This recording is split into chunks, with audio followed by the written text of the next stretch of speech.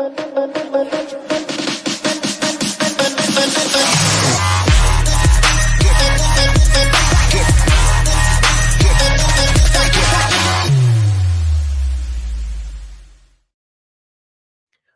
back to the Reverse Scoop podcast. It's Adam Bannon with Nabil. What's going on, Nabil? What's going on, fellas? What's up, Adam?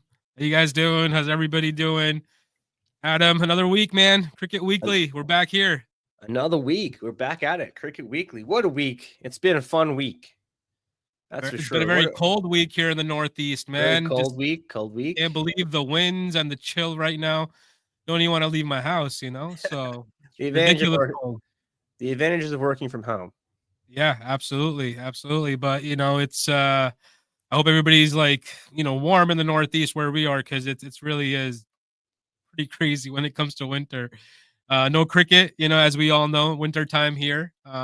So we're here obviously discussing 2025 and all the cricket leagues around the world. We want to bring up some cricket news later on.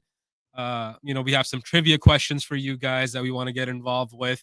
So, once we bring those questions up, feel free to drop your answers into the comments, and, we're going to bring your answers up on the screen, shout you guys out right on live here. So, we want to build that engagement with you guys. But, our topic for tonight, Adam, 2025 Cricket Leagues Roundup. So the amount of leagues that we have already in the world, and so many other popping up. We want to kind of do a rundown of some of the top leagues. Top leagues. Yeah, some of the top leagues, and go over some trivia questions from there, go over some news and some upcoming,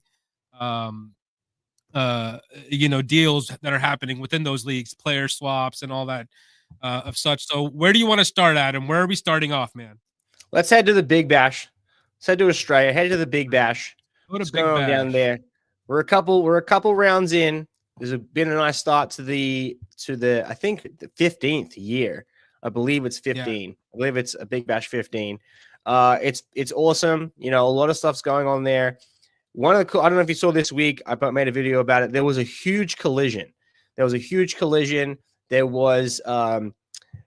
Cameron Bancroft and Sam Davis collided. Sam Davis was knocked unconscious. He was they were both sent to hospital. They both suffered concussions. Bancroft actually broke his nose and his scapula in the collision. It was crazy. And I don't know how much you've been watching of this year, but there has been multiple almost collisions, and then got to the point where now people are bailing out. In the last game, one of the games 2 days ago, two guys just bailed out. They were running for the ball, and they're obviously all aware of the collision that happened. So they literally both ran and then both stopped, and the ball literally bounced in between them. So, yeah, all happening. I don't know. Have you seen if you have a memory, what's your memory of a collision? Did you have any memories of bad injuries on the cricket field? Can you remember anything? Me personally, I've pulled a lot of muscles bad in the past in my younger days, but you live and learn, man. And you find out that just drinking water is the most essential thing when it comes to play cricket. You got to prepare properly. So in my younger days, I would pull my hammy or would pull my calf really badly. I've done those while I was sweeping a ball, and would just pull a muscle. Oh, wow. So those are some bad injuries from cricket that I remember. I think the worst one that I can remember, I don't know if there's any Aussies in the chat, but you can remember this. Jason Gillespie and Steve Waugh collided. It was in the subcontinent. I don't know if it was India, if it was Pakistan, but it was somewhere in the subcontinent. They collided, and I believe one of them broke their nose, and famously Steve Waugh, I think it was Steve Waugh, because Steve Waugh had his baggy green, and his baggy green filled up with blood. Because they had the collision, and obviously you keep the bag of green forever. You never wash it, you keep it. So his bag of green was blood stained. So yeah, that's the worst one I remember. Yeah, and because it doesn't happen that often, there isn't too many injuries. You see a lot of these days people get hit in the nuts. That's just hilarious. Rishad Pant got hit 12 times. Oh man, 12 times he got hit. Yeah, unbelievable. I posted a video about it, and a lot of people were saying, learn how to bat. But it's he's the best batter. He's the best batter they have right now. You know, he's the most informed batter.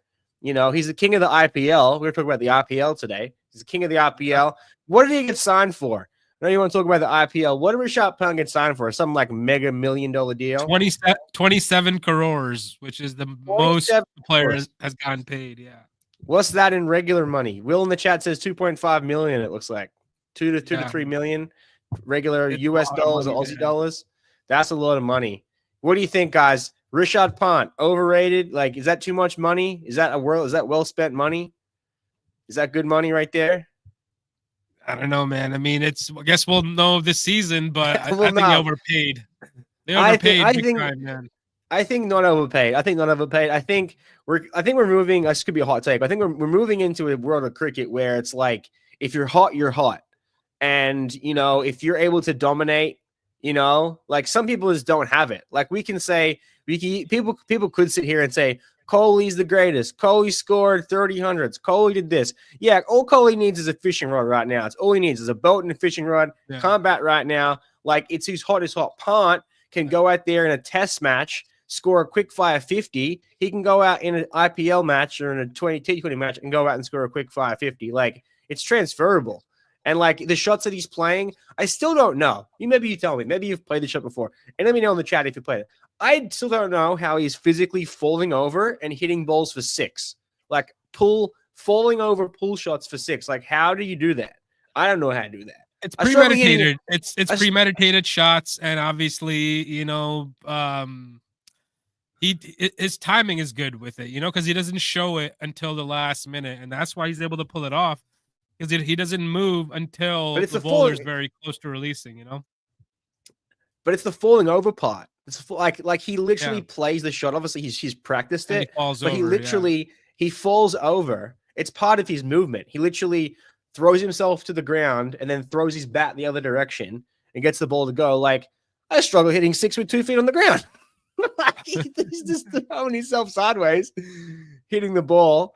But like on Rishabh Pant, like I know we're gonna probably bring up you know, the rap with the Border Gavaskar Trophy, but like, you know, I don't know if you watched too much of it and like what do you guys think in the chat, but like he threw his wicket away twice. Like in that game in Melbourne, in Melbourne specifically, he threw his wicket away. You know, Boland was at him, you know, the first innings. There was no need to play that shot. And they ended up putting the fielder a fine leg and a fine fly slip. I didn't see the need for him to play that, you know, and it cost him a lot of runs. And then moving into the second innings, you know, Travis Head comes into bowl,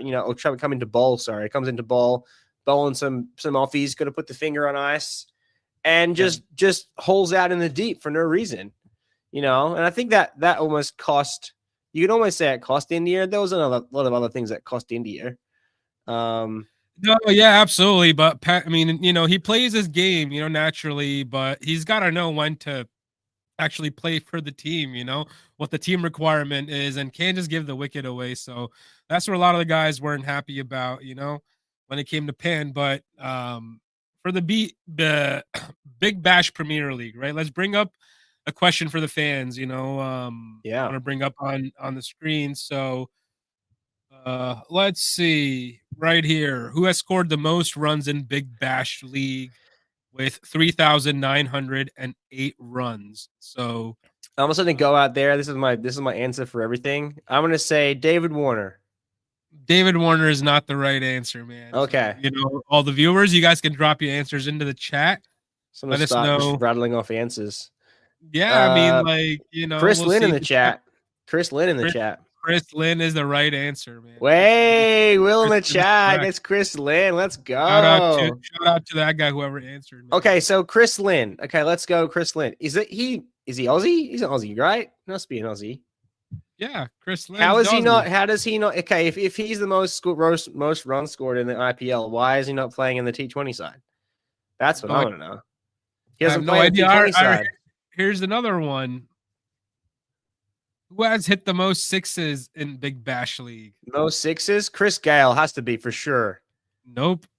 Chris Gale, well, maybe Chris Gale at one point in time had the record. I know it's 15 leagues deep. He only played a few seasons. I'm going to have to go. You can almost say Chris Lynn again. I know he hit one over the roof. You can say Chris Lynn again in the chat. Yeah, Chris Lynn again. That's the right answer again, Chris Lynn, and he's ahead by a wide margin, man. 217. Really? Nobody's even close to him. The Really? next number is like 140 or something. Like the next guy. So I know Dan Christensen hit some good shots. Dan Christensen actually in news. So something actually unique happened with that collision you mentioned earlier. Two of the players left the field, so they had to bring in 2 players. Now, obviously, they didn't have the 2 players sitting there. They had a 12th man who was there, who ended up going on and scoring the winning runs, or well, part of that winning run partnership. But Dan Christensen is the assistant coach for the Thunder. At 41 years of age, he went and put on a shirt and played the rest of the game as a player. Yeah, at 41 years of age. Yeah, he batted. He scored like 25 runs off like whatever 15 or something. He scored a couple of runs. That's awesome. And yeah, I mean that was interesting. I mean that's one of those things like anyone can jump in and play. Like these guys play at such a high level, and the talent is so good that, and the margin of error is so much smaller. Like I said, someone can go out there that isn't like, playing in the elite level or playing for the national team. They can score 30 runs and make an impact in the game. Like that's it's legit. You know what I mean? No, absolutely. Big time, man. And our next question on the screen for you guys again, who has taken the most wickets in Big Bash League? Most wickets. While we're staying on Big Bash League, let's bring up this last question before we move on to the next league. Most wickets. Let's have a look.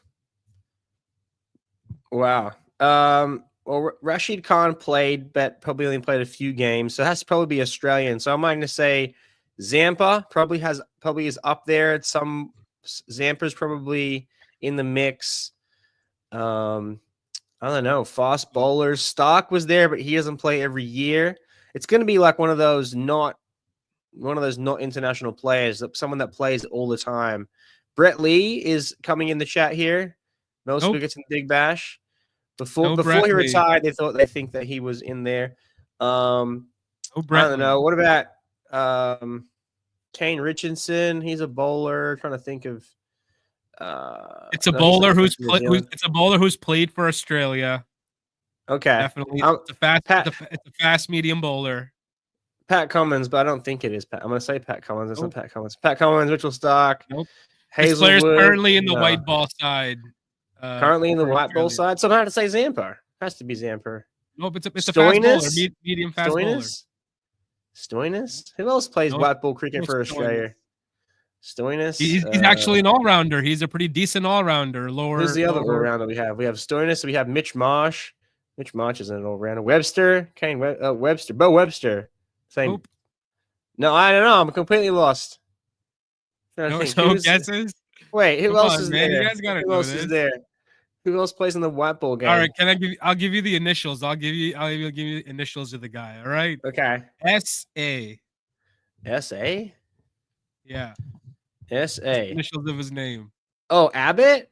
Yeah. Abbott has the most. He has the most wickets in T20 in the Big Bash.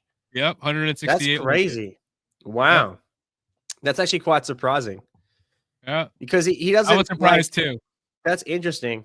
That's very interesting. I was surprised. He doesn't get technically he is in the T20 side or in the white ball side. But he doesn't really play that much. He has played periodically here and there in the thing. Like he was a 12th man for the test team. Yeah. But yeah. Guess who's in at number 2? Guess who's in at number 2 after Sean Abbott? Zampa. I'm going Zampa again. Zampa. Most wickets. Nope. No. It's another medium fast bowler. Another medium fast bowler. Medium fast. Mitch Moss. Bo Webster.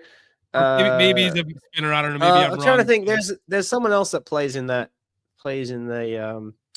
Abbott. Not Pattinson. Not Cameron Green. Oh, AJ Ty. AJ Ty. Yeah, no, that's the guy with 161 wickets. Never would have got that. Never would have got that. It was a tough one. So yeah. That was the answer there. So let's move on to the next league, man. Which next league we want to move on to? First of all, any news on Big Bash that we want to bring up for this year that you're aware of? I haven't pulled up any news here. I'm trying to find up some news on BBL that would be interesting to note, but No, I Not just know there really. was a lot of people complaining about one of the grounds, the Marvel Stadium. I don't know if you saw that cricket ground, but it was horrible. Like the Really? ground conditions were terrible, and the wicket, the adjacent wicket, was so soft that there was actually a run out because the guy Yeah. was running, slide his bat, and his entire bat dug into the ground. And as he But dug it back into the ground, the ball hit the stump. So he would have made it if his bat slid naturally on like a regular surface, but his bat literally like straight into the ground. So there was a lot of people complaining about the stadium.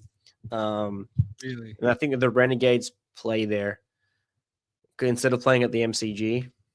yeah, So, but yeah, that's yeah. I know there's been a lot of runs. Like Stonis has been scoring a lot of runs. Maxwell took that epic catch recently. yeah, That was a yeah, couple of weeks ago. But yeah, there's a lot of Australian players that are scoring some runs in there. Like your Stoinis is, like I said, he's been scoring some runs consistently. Warner's doing great. He's playing there, and obviously they had that big win and that comeback when they had that collision there. Yeah, I think it's good. I think and a couple of players actually in some news. So Marnus Lavashane, three Smith, and I think one other Australian player will come and play a couple of games. One of the batters will come and play a couple of games for their Big Bash teams. None of the bowlers will bowl though. No Hazelwood, no Boland, no Stark. They won't participate. But the batters, three of the batters will bat. So yeah. yeah, yeah. So Interesting. I mean, there was today there was a match between Scorchers and Renegades, which was won by the Renegades. And Tom Rogers is a name, that an all rounder, took 2 wickets, 49 runs, not out. yeah, a lot of Will these matches have been very Sutherland. close. There's been Yeah, like very, very there's been close. 3 or 4 matches that have been like 20 plus last 2 overs to chase down and have Yeah. been chased down. A lot of good chases. And I did a video of one, like some of the bowling was good, but they bowled, one guy bowled like 3 wides in an over in the last over. They needed like 16 or Really. something. He bowled 3 wides. Wow. Yeah. Yeah. Interesting. Well, I mean, there's some good performances. Will Sutherland, 70. I think Ashton Agar even got a 50 for the Scorchers. So some good numbers Yeah. there. But Renegades win Yeah. this It's match today. It's a good league. I mean, when you compare all the leagues, like obviously telecast wise, it's the most pretty of the leagues to watch with all the like, super high quality. Like, if you compare it to like the Nepal Premier League, the quality of the video isn't the greatest to watch, but the quality of the Yeah. cricket is also is very good, and the entertainment value from the fans is good. IPL, when does IPL kick off? I know you're more of an IPL guy. When does the IPL kick off? IPL kicks off. Let's see. I'm going to pull it up here. IPL 2025. And didn't they draft some 13-year-old kid to come play IPL? They did. They did. The youngest kid ever to be drafted. Wow. I don't think that they have a schedule out yet for IPL 2025, but it's We got it's in March, I believe, if I'm not March. mistaken. But I'm not seeing Yeah. I'm not seeing any fixtures or a schedule out on Crick Info. In the chat from Bonnie, we got Berdenhoff double wicket maiden for the Scorchers last night. Wow, that's impressive.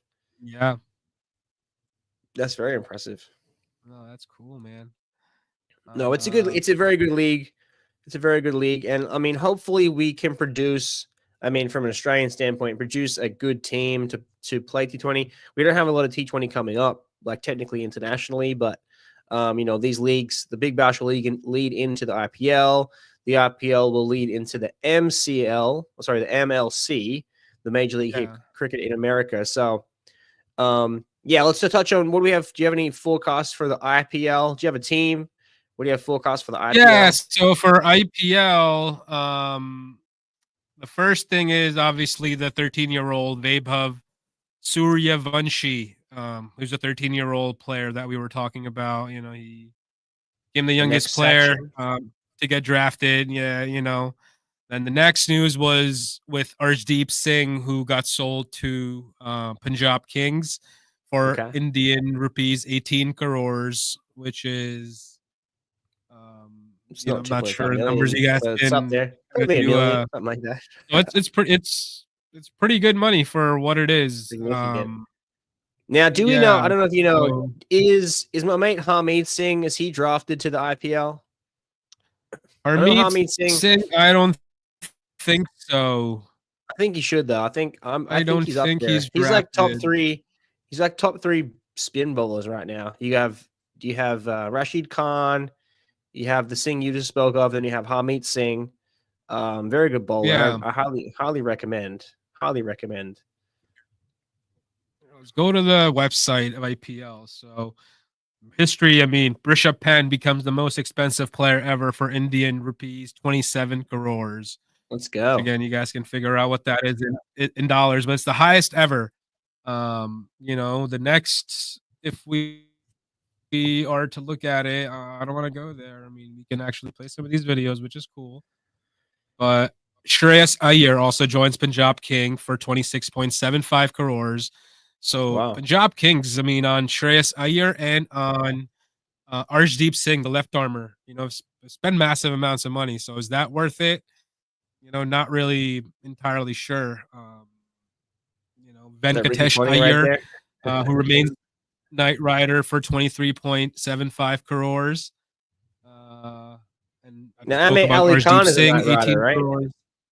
I mean, Ali Khan still plays for the Knight Ali Riders. Khan is a Knight Rider, yep. There you go, Ali year-old. Khan. Gotta love Ali Khan. Good old USA. He What about the does. WTC? Yeah, Let's see if we World can Chess play Championship. this. We'll touch on that in a sec.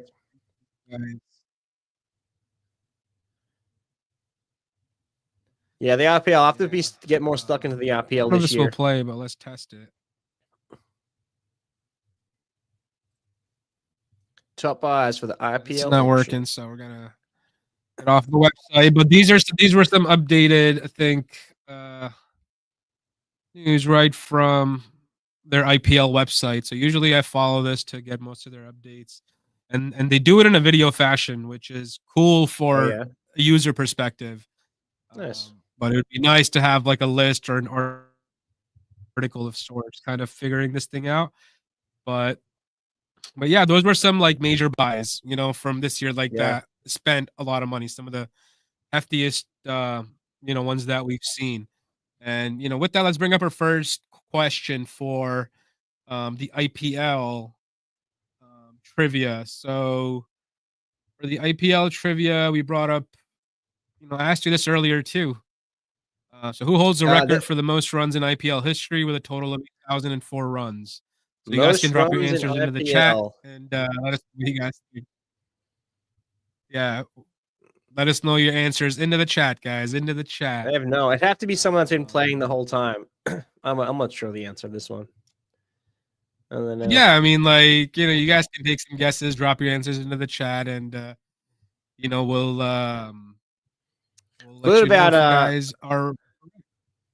I know it's off. I know it's off from IPL, but Rickleton, you'd think, would probably get himself a contract. Rickleton went out and scored 5 billion runs for South Africa yesterday, or whatever. He scored 259 runs. He actually plays for the Major League Cricket, plays for the Orcas, and I think he'd probably be a good pickup. He scored a couple hundreds. I think he scored close to 500 runs in the tournament for the last MLC. Scored 2 tons, I'm pretty sure. So he would be a good pickup for someone over there. But I think the auction over IPL is closed, right? They're all kind of shut down. I think so, but I think he'll get drafted. So, I mean, teams still have options right up until the end to you know, figure things out and swap out players. So there's always changes going through. So he may make his way, you know, into the that's league and someone to look out for sure. Yeah, he may do well this year, but he's probably a bigger buy, I think, next year. Yeah. On the next year's draft, he may have higher value. Hopefully the Orcas hold on to him. Like, obviously the MLC probably won't post anything about their recruits till probably March-ish, considering June is when they're going to start that. So, but they should hold on to them. I know they only really switch out like 2 or 3 players each year. So I know Rickleton's one of their international players. Harmeet Singh plays for them. Berger plays for them from Afghanistan. So yeah, I mean, I hope he plays again because it's going to be good for America to watch him play. He's a good batter. Yeah, absolutely. No, I like him. I watched him play against that Pakistan, attack, which looked toothless in that test match. So there was, not a lot of pace, and those guys were just, I don't know what they were doing, but he batted well, man. He batted with patience, and I thought he could get at 300, so it was tough to miss out on that, elusive triple century. Yeah.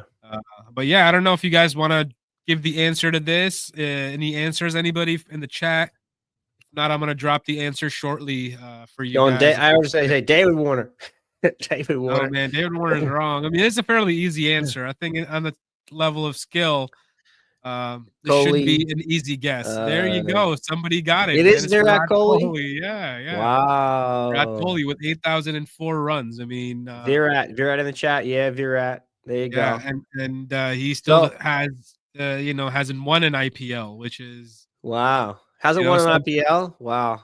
No, so on Virat Kohli, should Virat Kohli be dropped from the test team? Oh yeah, I think so.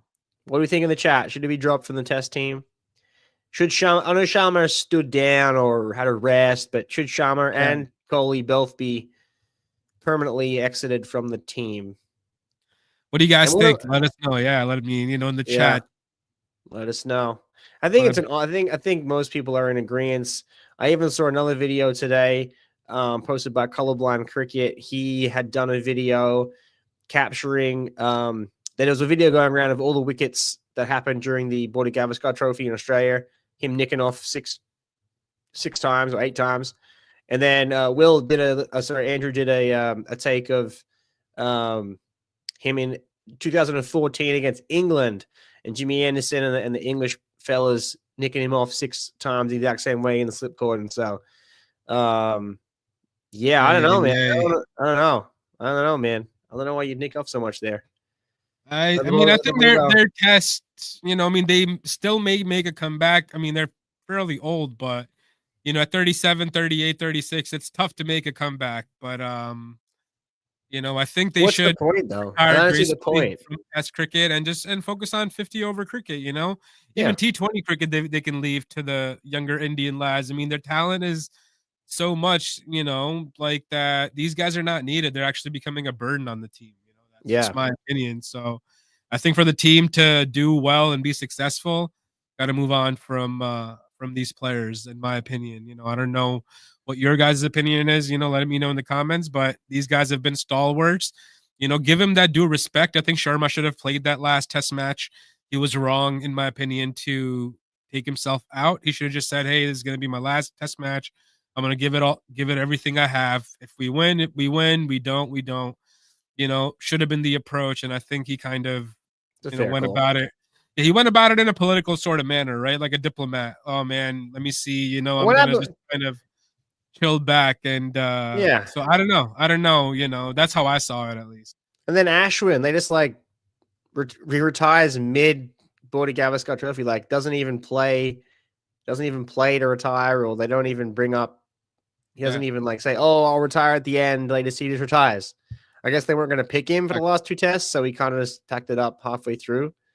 Yeah, but I don't know, man. Yeah, India I don't know. A chance. I mean, you're playing in Australia, and you saw you could have used a Rohit Sharma in that 5th test match. You don't know what he could have done on that pitch, So I think it was a big miss from an Indian perspective, especially when you're just 1 win away from tying the series and retaining the trophy. So yeah.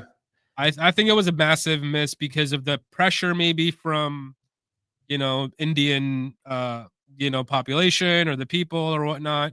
Even the BCCI, I'm sure, would have put him under pressure to make some type of a change. And even the coaching thing, I think that there's something with the coaching thing with, Gautam Gambhir in India, which a lot of people are talking about too, because his style is, it seems like players are not kind of getting along with, of sorts. So. Oh, really? Yeah. Problem is their batting. I mean, they have obviously Bumrah. He took 9 wickets, and the boys didn't bowl that bad when he left the field. Obviously they cleaned up. They bowled Australia out the first inning, so that wasn't the worst. And chasing Australia, only chasing was it 160 or 180 or something to win the end there. It wouldn't have. It obviously would have made a difference with Bumrah being there, but it wasn't like the Indian bowlers bowled bad. I mean, given the fact that Sivraj gave away 16 extras in the first over. Yeah. Apart from that, I mean, he did bowl well in as a whole over the whole series, and you obviously can't expect bowlers to take, because you expect it to take 10 wickets. You take 10 wickets, but there's going to be 500 balls bowled in a day, so it's not like every bowler can run down there and be like Scotty Boland and just clean them up one after the other. He was getting wickets like in his first over every over. It was nuts, and getting the bowler deck off the seam, and just the level of his consistency, man, was pretty crazy. So, so sticking to IPL, I'm going to get to the next trivia question. Staying with the IPL. So, who is the player with the most sixes in IPL history, totaling 357 sixes? Chris Gale. Chris Gale, yeah, you got this one. It's fairly easy. There you go. This was fairly easy. So let's go to this one. Now he probably doesn't. Yeah. Well, he probably doesn't. He's not playing right now, is he? He's probably retired, semi-retired. He's in the. I did watch him last year play in the Masters, not the Masters, but like the how do you say it? It was like a special, not a special team. It was a All Stars. They had an All Stars Masters kind of thing. They had a 20 tournament. Which player has hit the most fours? This is gonna be a tough one. Let's up a notch. Sixes you guys got fairly easy. Who do you think has scored the most fours in IPL history? I don't know. A total of 768 fours. Who plays? I don't know who plays long enough. What about someone like? Oh, we got Virat in the chat. Virat is an option right here in the chat. Nope, Virat's not the right answer. Smith. I don't know if Smith plays. Warner, Smith. Nope. Salt. I don't know if Salt plays the IPL. Does he play the IPL? Give you a hint. It's an Indian player. Who's a left-handed opening batsman for India. Jaiswal? Nope. No, is he left-handed? He's left-handed. Yeah. Nope. I don't know who opens for them. I'll give you another hint. He was very good in ICC tournaments, and especially in like 50-over tournaments. It was one of their best ever. Yeah. You got me. Shikhar Dhawan is the answer. I never would have got that. 768 fours. I mean, he was a big player, man, in the ICC tournaments for them. Always came through with big runs. Yeah, like the ODIs is something that I didn't really follow too much. I didn't follow the ODIs that much. Like even growing up, like watching the World Cups for ODIs were obviously all internationally played. They were played overseas, so it wasn't like during our summer. So it wasn't something that I always watched. So yeah. That's good, man. That's good. So the next one, who holds the record for the most wickets in IPL history with most wickets in IPL? 205 wickets. Rashid Khan. Nope. It's another leg spinner though, but from Shane India. Warne. Shane Warne. Already. Ashwan. Is he leg spinner? Indian leg spinner. Technically, Ashwin isn't a leg spinner. Anil Kumble. No. Anil Kumble. No. Anil Kumble. That much IPL. Give you the answer, man. Yuzindra Chahal is the answer for this one. No, not even close. Never would have got that. You probably would have got that. I need some help in the chat. Anil Kumble. Anil Kumble was good. He was fun.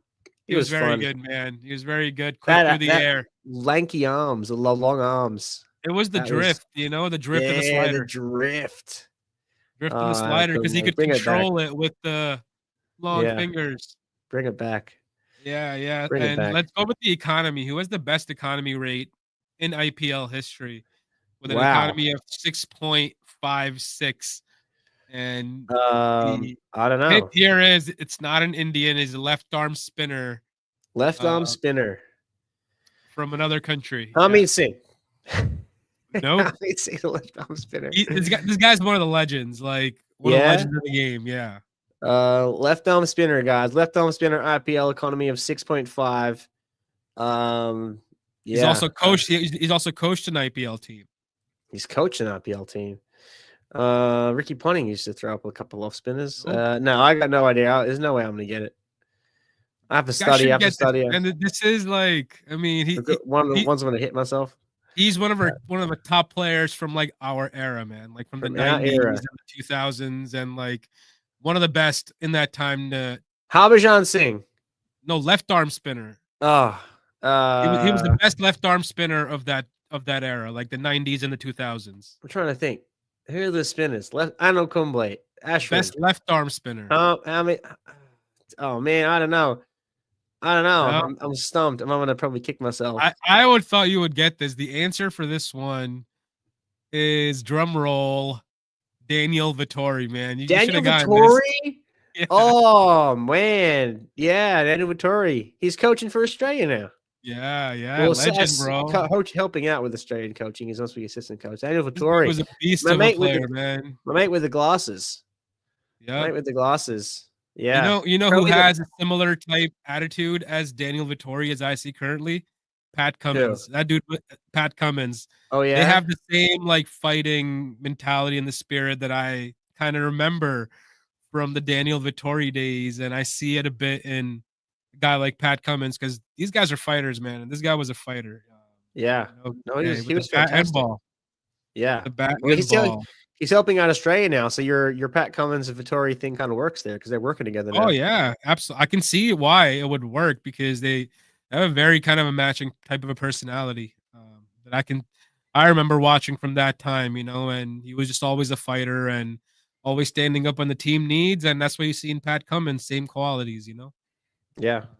So that's where I kind of see it from. But so the last question of IPL before we move on to the next league. So which bowler has delivered the most dot balls in IPL history with a total of 8,062 dot balls? Tanvir. Did Tanvir play? Did he play IPL? Nope. Tanvir doesn't play IPL. But these are some tough questions. So he only played Pakistan. He's an Indian medium pace bowler. Oh, here we go again. Here, yeah, no, Bumrah. Nope. Bumrah in the chat. He has Bhuvaneshwar Kumar. No, never would have got it. No, just drop it. Never would have got it. You wouldn't have gotten this. So never would have got it. Those were some. I should put up some questions for the chat. Okay, who is currently on 9,009? Who famously got out on 9,999 runs? Test runs. Who got out? Which Australian batter is currently sitting on 9,999 test runs? Steve Smith? The chat's got it. Yeah. He got out for 9,999 test runs. He had 3 chances. He was sitting inside the bracket of 9,900 runs for 3 innings. So really? So he scored the 140. That moved him into the 9,900s. And then he had 3 innings. All he had to do was I think it was make a 60. And then he gets out. And so he got short. And then it was all he had to do was make 30. And then he got out. And then all he was had to do was make 7 or whatever it was at the end. And then he got out. It was just, he stuck. And the commentators, he needed 5 runs and got 4. That's what it was. Yeah, in the chat, they tell me. And the commentators were blowing up because in the first innings, they had Alan Border and Adam Gilchrist left the commentary booth to go down to the sideline because he was coming off for lunch and he was going to score it just before lunch. There was still an over to go before lunch. And they're like, oh yeah, he'll get the 5 runs before lunch. No worries. Yeah. Then in the vision before the last over before lunch, he stops play and he's pointing behind the bowler. He's pointing down. He's trying to get the attention of the crowd and attention of the umpire because people are standing up and they're walking to leave to go to take a break. And he stopped play for almost a good minute and it distracted him. And then they eventually restarted play, nicks off first ball, and then he walks off for lunch. They call lunch right away. He's 5 runs short. They're like, oh crap, we can't do the interview. So they come back to the box. Second innings rolls around. They're in the box and Alan Border comes into the box. And then the Indian commentator, I forget his name, he starts talking about, oh yeah, he's going to score 10,000 runs. He's going to score 10,000 runs. Alan Border is like, stop saying that. You can't say that because it's going to be a curse or whatever. You can't say. He's like, oh, if only I could get him out before 10,000 runs, and then he gets out 2 balls later, and they're like, "Alan, are you leaving?" He's like, "Yeah, I'm leaving." And Alan Border he leaves the commentary box. He just walks straight out. That's so Oh funny. man, that was fun. I was watching that. I was like, "This is hilarious!" Like worst That's funny, commentator's dude. curse. Probably mine is one of the worst ever. It isn't the worst ever. There's the one with Shane Warne and Nicholas, the I forget his first name, but the guy that was commentating for Australia, and Shane Warne's in the booth with him, and he's like, "Oh yeah, someone's gonna get their 100," and Shane Warne turns around, he's like, "What are you doing?" And then next ball gets out. Oh yeah. Commentator's curse. That happens way too often, man. Way too Oh yeah. often. Oh yeah. It's so funny. So yeah, so India, we talk about India a lot. Now I don't know if you've seen too much about the World Test Championship. I did a little digging today. I found it so interesting how they rank this whole thing and how it's all set up to be like Oh, that's the win. stupid. It's your win percentage over the year. But like someone like England, Stupid. I did the math on it. England had played 22 games. So England technically played 5 more than Australia, and they played 3 more than India. And they were fined 22 points for over rates. So technically, they would have to have won those if they didn't play those 3 games. If they didn't play the 3 extra games, and they weren't penalized for those over rates, they would have jumped over Australia. They would have had a 65% win rate if they didn't play 3 extra games, putting them over Australia, and then it would have been South Africa, England. But because England played 3 extra games than anyone else, and they got fined 22 points for extra over rates, they actually got put out of the World Test Championship. So I think it's silly.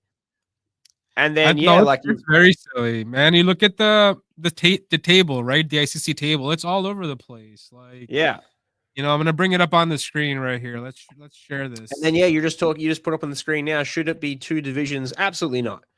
Absolutely not. I think it'll kill cricket. The West Indies and Afghanistan and Bangladesh. Well, it's already being suggested. They rely on those games. It's already being suggested, yeah. No, but it's terrible though. It's terrible. I think there has to be a new way to do Test cricket. Like I think Test cricket really needs to be completely redone. Like, why is England playing 22 tests?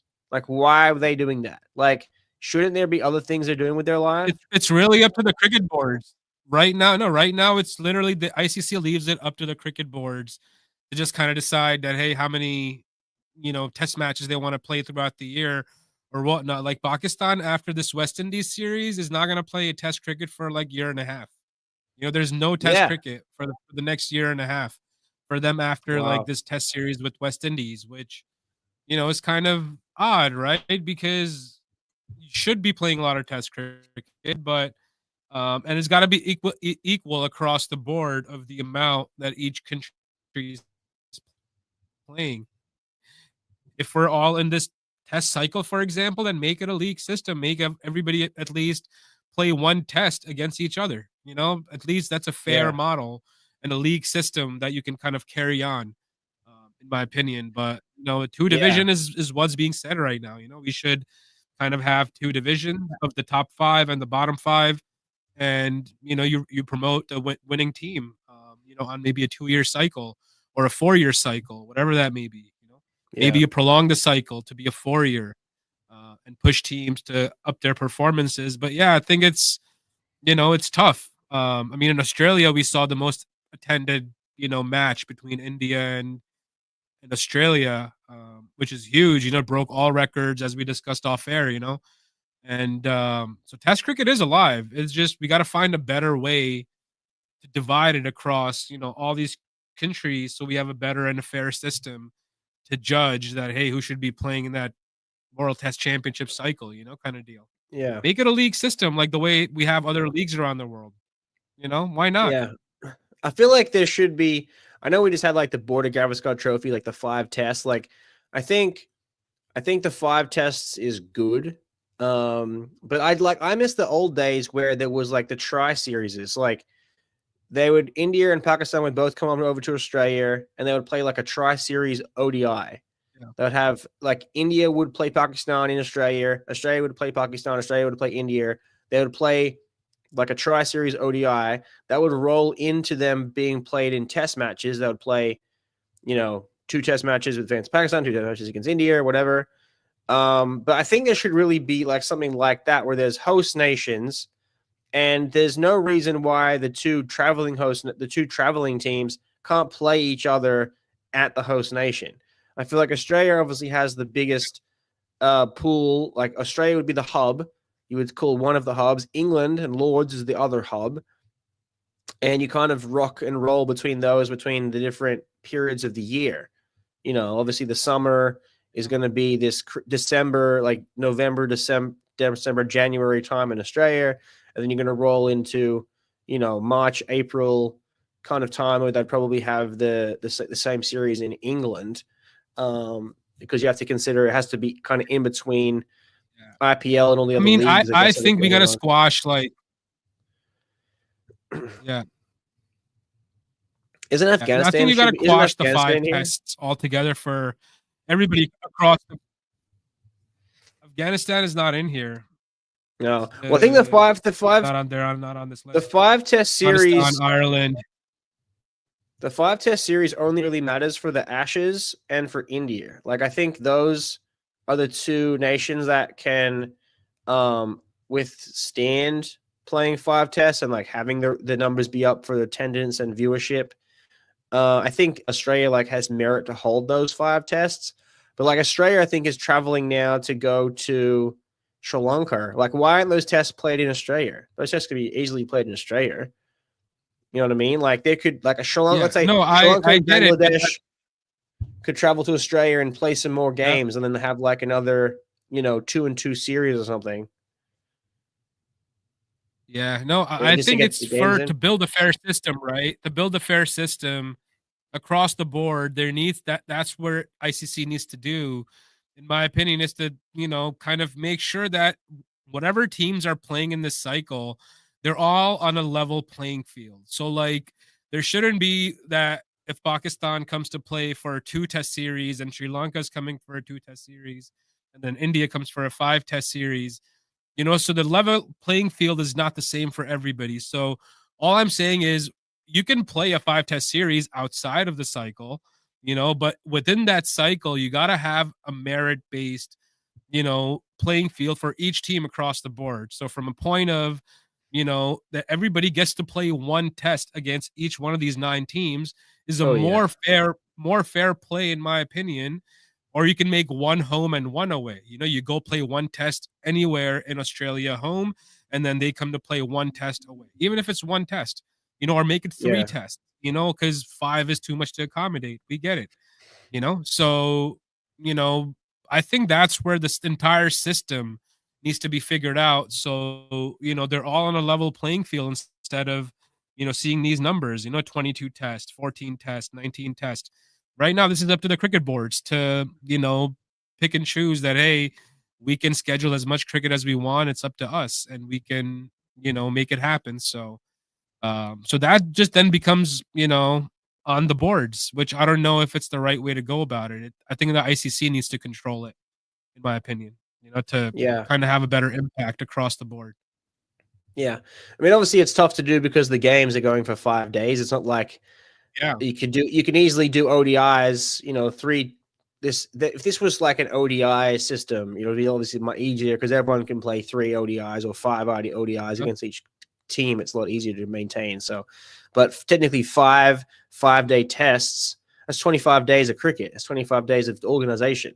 It's a lot to organize. But and then I think traveling to and from nations, I don't know how logical that is for one-off tests. And there's obviously, it's hard because Pakistan, teams aren't traveling to Pakistan to play cricket, so that they end up going to the United Arab Emirates or Dubai to lock in those games. And are those grounds the best grounds in the world? I'm not sure, but I feel like those, like West Indies and Afghanistan, Zimbabwe, they shouldn't be like taken out of Test cricket, because Test cricket obviously is its own prestigious thing. That's exactly why I think a league system is probably better. I mean, if you like the hub thing you said, have a hub in England and in Australia, and have everybody play one test over there against each other. Like, so you have 9 or 10, 12 teams in a test playing status. Play it in a league style. Just play, have teams travel to Australia and England, and it's a level playing field. You play one game, against each team, and at least have a better way of seeing who actually deserves to be there. Because right now, this is a mess. I feel like Oh yeah, the current cycle that we have right now. complete mess. Yeah, And we got a comment from Imran Hussein, who's saying West Indies needs to show the world what Test cricket is against Pakistan. As a West Indies fan, we need to start dominating world cricket again. I agree with you, Imran. It's such a rich history with West Indies cricket, right? That it's sad to see where the state of affairs is in this day and age. But there's definitely improvement I see, in the future. You got any comments for West Indies cricket, Adam? Well, there's a couple of good bowlers. Couple of good bowlers coming up from the West Indies that are doing really well. So, like I said, like Australia doesn't play that much. I know Australia, they really enjoy the traveling to the West Indies. That's always a fun thing. I know the Australian David Boone, Merv Hughes. Merv Hughes generally puts on like a big traveling tour to get Australian fans to go out to the West Indies, and I think Australians and the West Indies have a good history of playing cricket together over there, and it's like a fun scene. I mean, they would probably be playing there now if they weren't going to Sri Lanka. I think that's generally when they go. Like after they play this summer in Australia, they head over to play the cricket in the West Indies. So, yeah, I mean, I like West Indies cricket. West Indies obviously have a good pool of people to be playing on an international level. Like they made Super 8 at the World Cup for T20. But yeah, I think everyone's they've been doing well too in T20 cricket and all this year. Home series, they play it against England and I think a few other sides, and they did lose. They were so the T20 team, they are natural. Like they're gonna come to T20 World Cup, and you never know when West Indies can lift it. They're kind of like always a dark horse in my opinion. Coming into any type of an ICC event. Yeah, they just know how to win events as long as they can play together as a team. And there was also a comment. I'm not sure about who it was. I forgot, but they said all the Caribbean islands should be split up into their own playing nations. Really, which was a massive statement, by somebody, and it was being flying around, and obviously the West Indies fans didn't appreciate that. Which I don't like either because it's such a rich history. Why would you even suggest something like that? No, like consider like India. They have a billion population to pull from. Like consider Australia. Like Australia is pulling a team from 27 million people. India is pulling a team from 1 billion people. That is a lot of people. And the Jamaicas in that region of the world, like that's probably no more than 50 million people, if that is getting pulled from that, making that pool. So I don't think there's the structure there to separate the teams into like a Jamaican team. I think West Indies is a good host, and it does a collective job of getting everyone from that part of the world. Yeah. I think Imran also said Darren Sammy becoming our test head coach from April. Yes, we saw that news, Imran, and he's the main selector of West Indies cricket right now.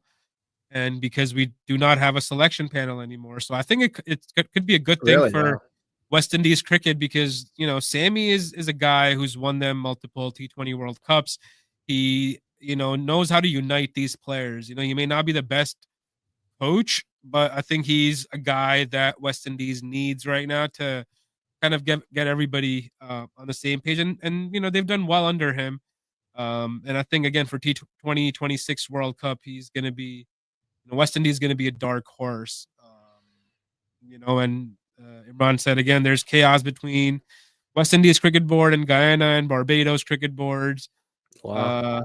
Which seems like a lot of politics, man, which is everywhere in cricket, Imran, right? It's nothing new, bro. And in the world of cricket, rather it be India, Australia or Pakistan, there's some level of politics going on. In Australia and the India series, we recently saw the Sunil Gavaskar complaining about Oh not yeah. being invited to the presentation. So I was like, man, what's happening? I didn't see Cricket Australia play that card, but apparently Wait. So he wasn't invited or he didn't go? no, he wasn't invited to the presentation. He was there. He was there Wow. at the ground. It was like, what they told him, what he said was that, he worked for Channel 7. He was commentating Yeah. for Channel 7. And they were like, if India wins the test match, Sunny G will do the presentation. Yeah. And if Australia wins, Border Alan will do it. Border. Yeah. Yeah, Alan Border will do it. So, that's what like the communication was, but there was never like an invitation to the actual presentation. Even though it was, Gavaskar Border Trophy, you would think it makes sense to just have those guys be up on the stage, right? Yeah. Which would have Well, I been know, like a normal and thing, but I think they did a snub there, pretty well, clear. didn't he bring out the trophy with Border at Sydney?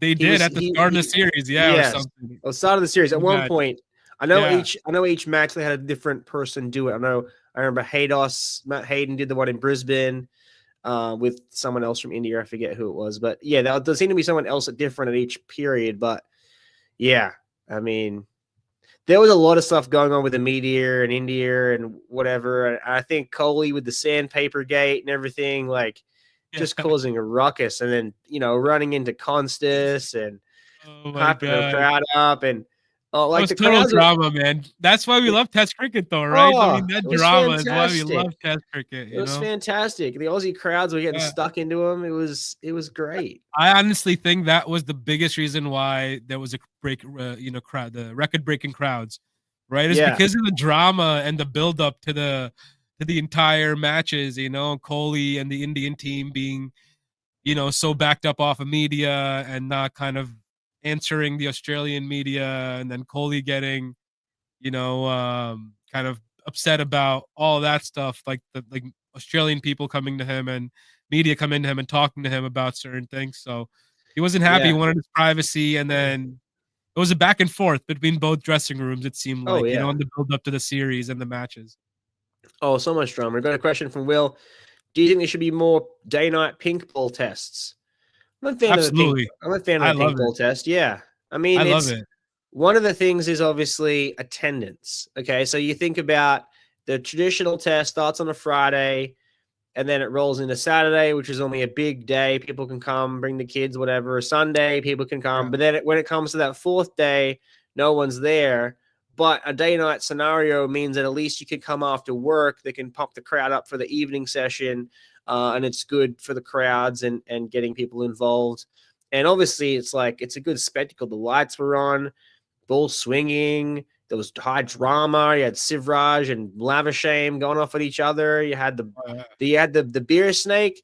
Actually, the beer snake guy actually found my video. I made a beer snake video, and he jumped in. He's like, Yeah. hey, that's actually me. I wasn't able to get connected with him, but yeah. Yeah. I don't. Did you see the beer snake guy? Oh no! You gotta So forward it to me. yeah, no. The Mountis Lavishame stopped play because a guy with a beer snake, he had put all the plastic cups in a row, and he ran across in front of the sight screen. And so Lavishame pulled up Sivraj, and he was mad. And he's like, "What are you doing?" And his mom's like, "Yeah, there's a beer snake guy." And then the cameras found him, and it was hilarious. Yeah, that's so funny, man.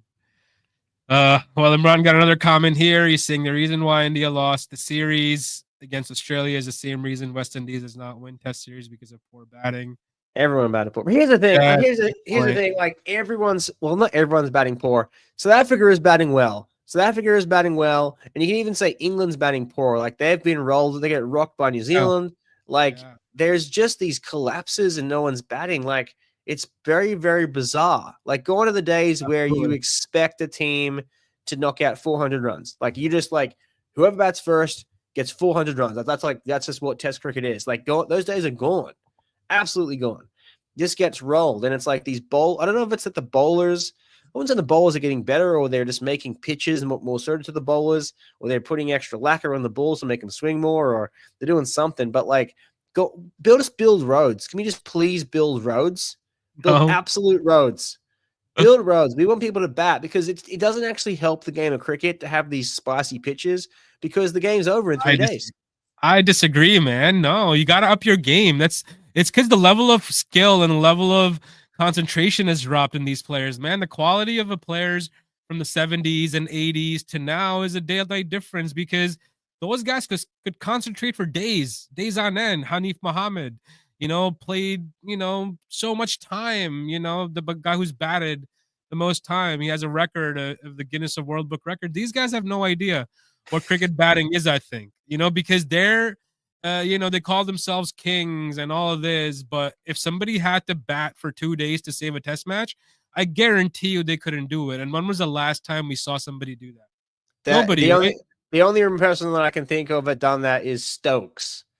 Ben Yeah, Stokes yeah. during the So Ashes, but like that, and that's like so rare to see someone bat like that. Not only did Stokes bat to save the test match, but he actually batted to win the test match. Like that's that's right. rare, very You go rare. back to early 2000s and the 90s, and you would already have 2 or 3 examples in your head where you could remember Hussey, Clark, batsmen saving test matches, yeah, and playing those innings, right? So that's where you see the level of quality, like there's a big day night difference, man, in today's players because the T20 cricket has changed that mindset, right? The yeah, T20 cricket has developed the game into a faster paced game with slower, smaller attention spans. And, that's what it is, and it yeah, has hurt the quality of the other skills in cricket that you require, patience and grit and determination and just the fight and ability to bat time. Which I don't see a lot of it, right? And yeah, I mean that was my spiel on that. And Imran's got another comment. Our captain needs to be dropped. Craig Brathwaite, I believe he's talking about. I agree with him. The guy's been given a very long leash, and he doesn't have any solid numbers. So I think I do agree there. And he's got another question for you, Adam. Do you guys think Travis ooh. Head will open for Australia against Sri Lanka in Sri Lanka? That's a good question. I I'm think not it's a sure. great question. Great question. Yeah, I think the answer is no. I don't think yeah, he will open. I think the Kawaja situation is Kawaja on his own accord has to retire. yeah, On his own accord. So if he doesn't retire, he will play through the Ashes. He'll play through the Ashes and retire. If he doesn't retire, if he does retire after Sri Lanka, then obviously we have a whole new situation of picking another opener coming for Ashes. But I think Kawaja holds on for the Ashes. I think he has just enough in him or, whatever to make it through to the Ashes. And no, I don't think Travis Head will go to open. They don't want him to open. I know technically he opens in the smaller for the T20 version of the game. Can he open? I'm going to say maybe, but it's again, opening is a different style of cricket. And he could open like yeah. technically Travis Head could be David Warner. And it's a situation where like, okay, so he comes in at 3 for 150 or whatever, and then goes on and scores 100 runs and it helps the team. But a couple times he's scored hundreds, a couple times he got out for ducks. So Yeah. obviously he's an incredible talent and he's an incredible batter. Would it be the worst thing to have him in open? No, I didn't think it would be the worst thing in the world. I think it's a mistake. I think it's a big mistake to have somebody who's you can have an open, but again, it's a specialist role, man. Bring it. Yeah, If you don't have anybody to back up Kawaja, you can't drop him. He's gonna play, yeah, and then you got a young kid like Constance who you want to back. So Constance is gonna go out there and open with Kawaja, in my opinion, in this series. You keep Head in the middle order, 4 or 5, wherever he wants to bat. But yeah, if you don't have a backup for Kawaja, which doesn't seem like they do because they had a makeshift opener in McSweeney in the middle of the series, right? Starting yeah. off. So Like and I before think we that they had have, Steve Smith. So I'm glad Steve yeah, Smith's back down to his number. And they don't ask him to open in Sri Lanka because of it's a spin friendly wicket. So let's have Smith come and open. Like yeah, I could see that happening in their mindset, but it'd be a mistake, I think, in my opinion. Just yeah. keep the I mean, guys where they're specialists at. I'm not sure what their end goal is. Like, obviously, they have to build opening batters, and I Yeah. think someone like technically we have two technically outside of the regular people, we have two people that do open the batting. You have Ingles and you have Ingles and Short, Matt Short. Both of them open in T20 cricket. So I don't know exactly how it transforms into longer form of cricket. I know they both play short form cricket. But John Ingles, he can bat. Josh Ingles is a good batter. So I know, and he is the 12th man, the 12th batter in the side, or the 13th man in the side. So obviously they brought Bo Webster in as a better all-rounder because technically Josh Ingles is I really a keeper. like him. He's a keeper. So I don't know why we don't put him in at open with Constas, get him in, because they're never going to bring Bancroft back. They're never going to bring Renshaw back. They're never going to bring anyone else that ever had played once or twice back. So I'm a big fan of Ingles coming in, batting there. And then McSweeney will eventually make his way into the side if there's any injuries, just like Lavishame came into the side because of the concussion to Smith, so that he got his spot in the side and then he scored some runs. So McSweeney is obviously going to replace either Lavishame or Smith whenever they retire or get injured. And I think Bo Webster's been a great, much better recruit than Marsh. And I think Bo Webster's going to do great. I really like Bo Webster, and I hear he bowls some off spin as well. So maybe we get to see that as well in some test matches in Sri Lanka. Because I think he'll be a handy, tall off spinner who's probably can get some bounce. Here's another hot take. I just got Nick in the chat says Brian Lara is the best test batsman ever. Shout out to Brian Lara. Shout out to the West Indies. I disagree. I mean, it's Brian Lara is one of the best, obviously. One of the best.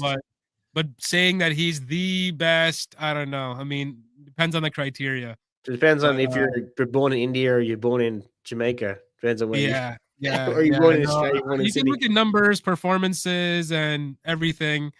The quality of opposition here's a definite we can agree on.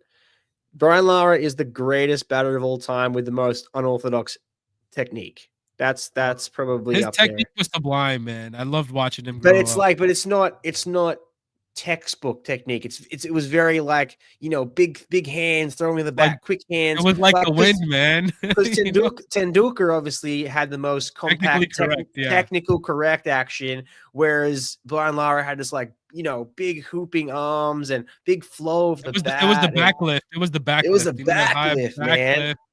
It was the backlift. Oh, dude. Lara Lara was something, but honestly, I think somebody who beats him it's got to be Sir Vivian Richards and Sir Garfield Sobers, because those two guys, if you talk to anybody from back in the day, the kind of numbers they put up in the conditions and the quality of opposition, I think it's like day-night difference. Brian Lara dominated mostly medium pace. Guys, he always struggled again, good fast bowling. Shoaib Akhtar always used to get him, on his head. He always had trouble pulling those guys. So just from the sheer, mindset of being able to dominate the higher level of quality of bowling, I think, Sir Vivian Richards and Sir Garfield Sobers are a bit ahead of Brian Lara.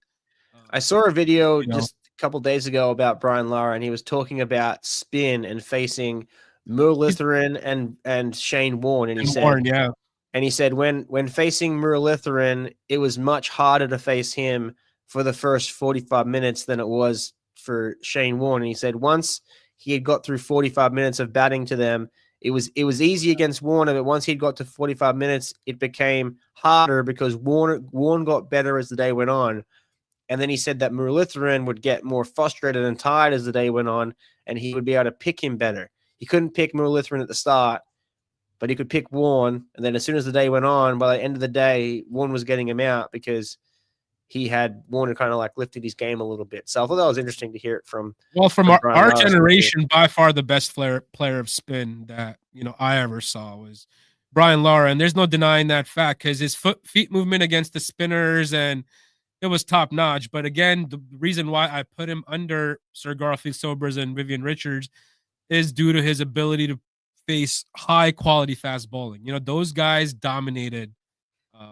Some of the best bowlers from the 70s and the 80s, quick 150 pluses, where I think Lara struggled against a little bit. But besides just that one little thing, the dude was sublime, and loved We'll watching just him.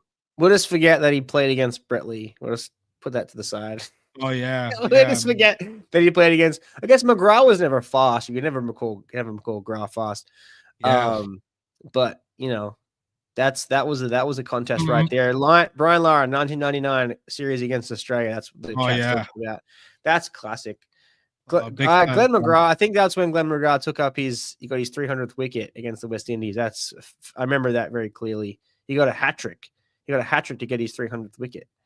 I believe that was the 1999 series. Very Yeah, good big series time. there. So let's just go over a couple more comments.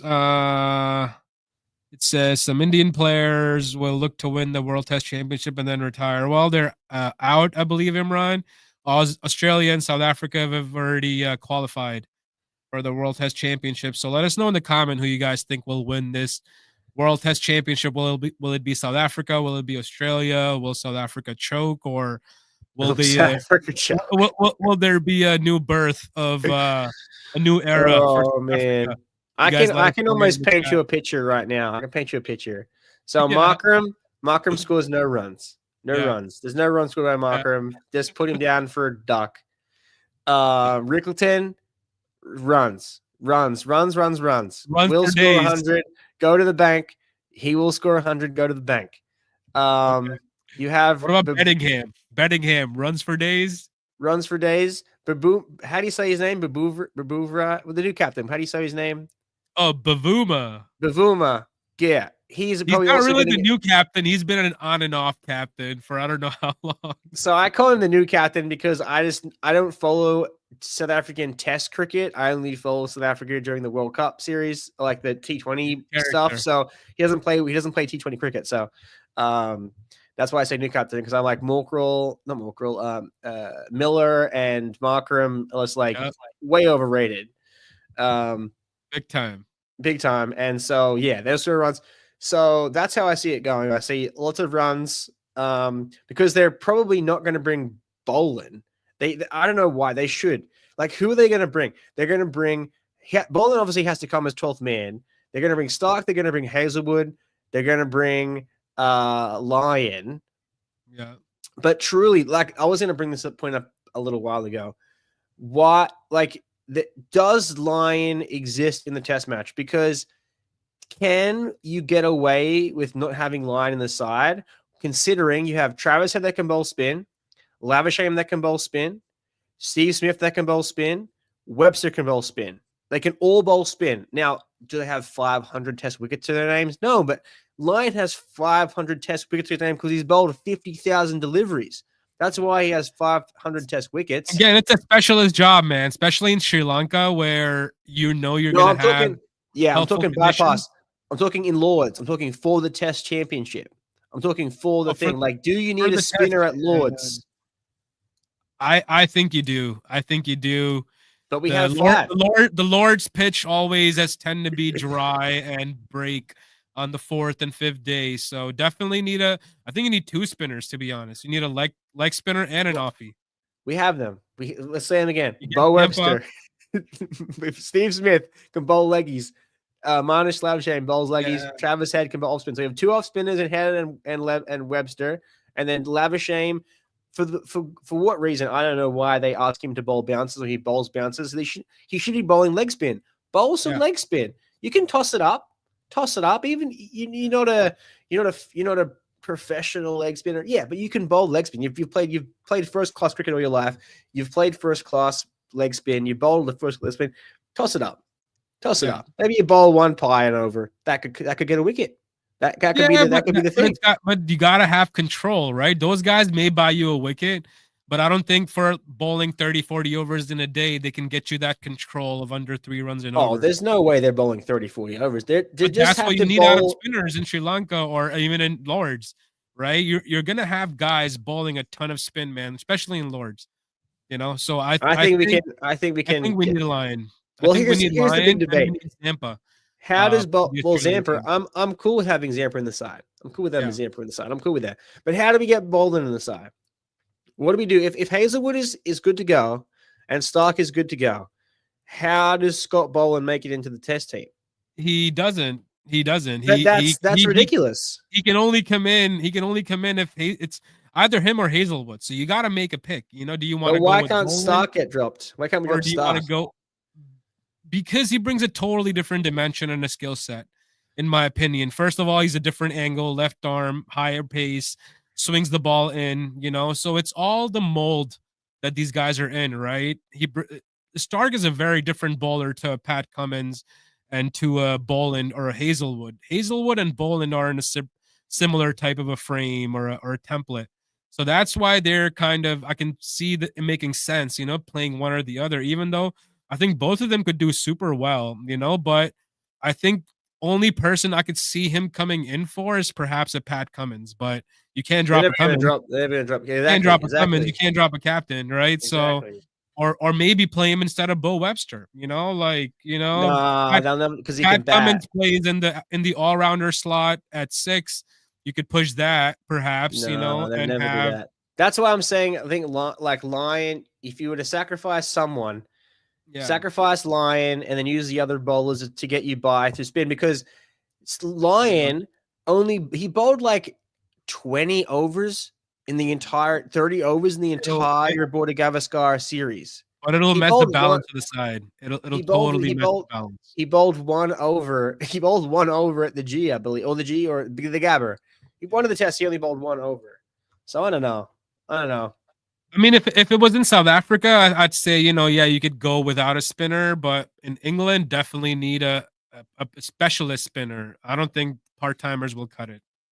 Absolutely not. So I think that's my view on it. And yeah, we haven't even discussed like the major league stuff that we wanted to get over, but we've kind of gone over the time for tonight. We got plenty. We got plenty Yeah. of weeks till the major league starts. I mean, we talked a little bit about Rickleton, and he'll hopefully get recruited for the MLC and doing good. Yeah. So let's bring up quick trivia questions from Major League. So, here we go. So who hit the most sixes from Major League Cricket 2024 season? Rickleton might be up there. Rickleton is the right answer. You got it. Look at that right there. On the money. On the money. You got it. I believe he scored 2 centuries, so that would be up there. Rickleton, and then I would say who else scored some runs? Head scored runs. Smith scored runs. Let's see. Yeah, who are the top 5 run getters from MLC season? Yeah. So Head, Rickleton. No Rickleton. Rickleton's not in top 5. He was in top 5? Nope. Oh wow, he mustn't have played. Travis Head is in the top 5. I'm gonna say Head, Smith probably scored some. Smith's in top 5. DeCock. No, DeCock. Probably didn't score the most runs. Who else was up there? For Corey Anderson. No, Corey Anderson. What about Andres Gauss? No Andres Gauss either. Oh man, jeez, getting rough up here. We got Devin Conway. Devin Conway, okay. We got Finn Allen. Okay. And we've got Faf Duplessis. Oh yeah, he did very well for the Kings. Yeah. So Faf Duplessis, Finn Allen, Steve Smith, Devin Conway, and Travis Head were the top run getters from the MLC 2024 season that was concluded. Most wickets, I know who that is. I know who the most wickets are. Okay, most wickets is Netra Volker. Let's see if you can get top 4. I already gave you that one if you guys can look at the screen. But who are the top 4 wicket takers from the MLC season 2024? So no, Netra Volker won. Yeah. And then let's have a look. Potentially Gannon from the Orcas. Gannon is at 3. Okay, and then who else got wickets? Let's go for someone from the San Francisco team. Let's have a look. San Francisco, Orcas, Miami. Rashid Khan played. Nope. But he didn't get enough wickets. That's surprising though, considering that he did play. You got 2 out of 4. I mean, you got Netra Volker, Gannon. The other 2 are Rachin Ravindra and Marco Jensen. Oh, really? Yeah. Huh, there you go. So those were the top 4 wicket takers from the MLC season 2024. We've gone over this. Who had the highest strike rate from the MLC 2024 season? Bowling strike rate or batting strike rate? Batting strike rate. Batting strike rate. Who scored the runs the fastest? Let's say someone like, let's say Piran. How'd he go? Nope. This player is in the top 5 run getters for that season. Oh, okay. So it's either Head, Rickleton. No, Rickleton, you said didn't make it. So let's just go Travis Head. Nope. It was Fuck Finn Duplessis. Allen. Finn Allen. Okay, there you go. Yep, Finn Allen. So that was the answer there for Major League Cricket. And I think we've wrapped up mostly everything. We've gone over the Big Bash League, IPL, some Major League stuff. We've gone over the Border Gavaskar Trophy recap, the World Test Championship. We got Champions Trophy coming up. We'll probably discuss next week. The Champions Trophy. We got anything else that we're missing, Adam? I think that's it for now. That's mostly the cricket. We got Sri Lanka coming up against Australia. Pre World Cup Challenge. I keep calling it World Cup Challenge. Yep. World Test Championship, and then and you have the ODI series coming up, and then we roll into IPL, roll into MLC, and then eventually probably around that March time we might see Team USA playing some more games. Team USA pretty much on a hiatus right now, the official team, but the under 19s are playing. Under 19s men, under 19s women's are playing. I think pretty sure they beat South Africa, the men's team. Yeah, absolutely. So that's under 19, them. The Cubs tournament they played in South Africa, and I think our girls are also playing the under 19. They're playing. I think they may have lost their first game, but yeah, they did. But good luck to them. It's a good experience for all the younger players that are continuously growing here in the USA. The numbers have been massive, the growth and from the grassroots side. So, continue to support grassroots cricket, youth cricket development. We have our awards ceremony of New Milford Cricket Club here in Connecticut, New Milford, coming up in January 25th. So I want to extend an invite out to anyone who wants to come out to the awards ceremony. Come check out the club. There'll be food, dance, party, raffle as well, a live raffle. Where you can purchase the tickets. Yeah, we can purchase the tickets for $20. There's, an Apple tablet and a Samsung tablet, Microsoft Surface Pro as some of the top prizes for the raffle. So, and all the fundraising money goes directly to youth cricket development. So definitely support that. Come out to the event. It will be, a 2024 season awards ceremony to, bring out celebrate all the performances from 2024. So support that. Have to be there. We're going to celebrate New Milford's most famous commentator of the year. Absolutely. Commentator of the year right here.